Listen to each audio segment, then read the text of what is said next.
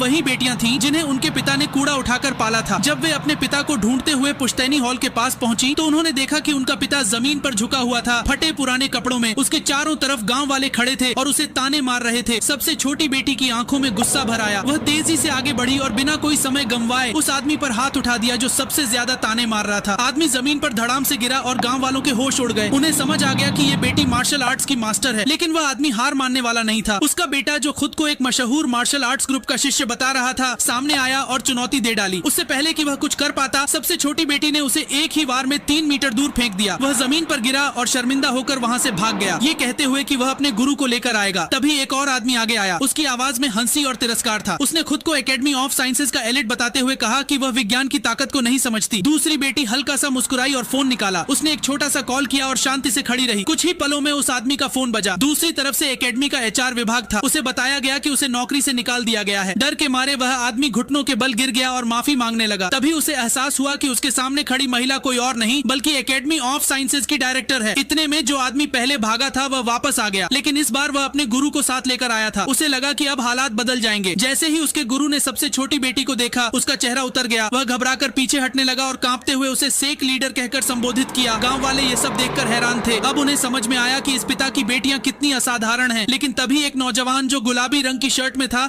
आगे आया। वह आत्मविश्वास से भरा हुआ था और ताने मारते हुए बोला कि वह जल्द ही झांग सिटी के सबसे अमीर आदमी के साथ साझेदारी करने वाला है। उसने दावा किया कि जब उसकी कंपनी पब्लिक होगी तो न कोई मार्शल आर्ट्स ग्रुप और न ही एकेडमी ऑफ साइंसेज उसके बराबर होंगे। उसने अपनी ताकत दिखाने के लिए फोन निकाला और किसी को कॉल लगाया, लेकिन तभी उसी की कॉल का रिंगटोन सबसे बड़ी बेटी के फोन से सुनाई दिया। वह शांति से कॉल रिसीव करती रही और उस नौजवान का मुंह खुला का खुला रह गया।